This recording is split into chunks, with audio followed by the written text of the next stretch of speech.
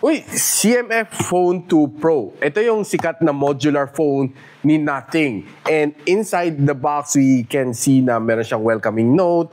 And pagbukas mo, you get the phone outright. Ganito ang itsura niya. I have here's the color orange. Tingnan mo, medyo iba yung kanyang design this time around. Gumanda siya. Meron siyang telephoto lens. And of course, meron siyang ultra-wide lens, which wala sa CMF Phone 1. And one sad thing to say is that hindi na removable ang back niya. No, so it takes away half of the fun na meron ng CMF Phone 1, which is pwede ka mag-swap ng iba-ibang casing throughout the week. So kung gusto mo this week blue, next week white, and then the other week orange ka, pwedeng-pwede, hindi mo na magagawa dito sa CMF Phone 2 Pro. Now, one thing na siguro wala lang tayo dito, no? Meron kang white case na pwede salpak dito and pwede mo lagyan ng yung attachment dito sa kanyang lenses, but hopefully to get one soon to try it out. And one thing that I like dito sa kanya is maganda kanyang display. One of the things na gusto ko dito sa kanya is yung kanyang camera is also good.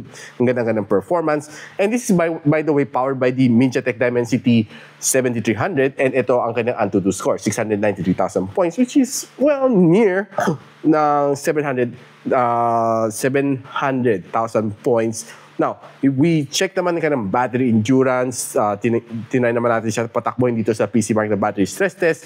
Okay, 19 hours ang kaya na itagal, and sinet ko to sa 50% brightness and 60 Hz screen refresh rate.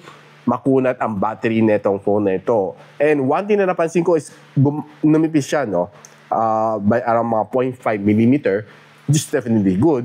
And it also still doesn't come with a charging brick.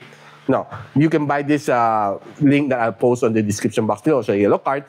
This will be priced at around mga 16,490. Ang kanyang base variant, no? Ang kanyang 120 gigs of storage. So, guys, anong masasabi nyo dito? Would you buy this phone?